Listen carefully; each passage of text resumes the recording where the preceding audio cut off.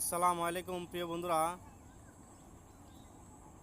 আমার প্রিয় নবী যাকে এত মর্যাদা দিলেন, যাকে এত ভালোবাসা দিলেন, সে তো আমার মাওলা আলী।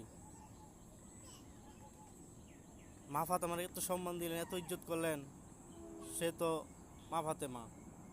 ইমাম হাসান, ইমাম হুসাইন, তাদেরকে এত সম্মান করলেন আমার প্রিয় নবী। তারা তো জান্নাতের ফুল, তারা জান্নাতের ফুল। আমরা এই জান্নাতের ফুলকে ভালোবাসতে চাই না। আসলে তারা যে আমাদের জান্নাতের যুবকদের সর্দার হবে, এটা কেউ মানতে পারি না। কিন্তু আমরা এইটুকুই জানি যে আমাদের ইমাম হাসান, ইমাম হুসাইন আমাদের জান্নাতের সর্দার হবে, এটুকুই জানি। কিন্তু আমরা পরিপূর্ণভাবে তাদেরকে মানি না। যদি না মানতে পারি তাদেরকে, তাহলে আমরা কিভাবে আশা করি আমরা মুসলমান? তবে একটা আশা করি ভাই, আপনাদের কাছে হাতে পায়ে ধরি, প্রিয় নবী যা বলছেন তা আপনারা মেনে নিতে হবে। ইমাম হাসান, ইমাম হুসাইন সাধারণ কোনো হুসাইন না, তাদেরকে মানতে হবে। প্রিয় নবী ভালোবাসছেন, আল্লাহ স্বয়ং ভালোবাসছেন। তবে আমাদের আল্লাহকে ভালোবাসলে তো আল্লাহ যা বলছেন তা আমাদের মেনে নিতে হবে।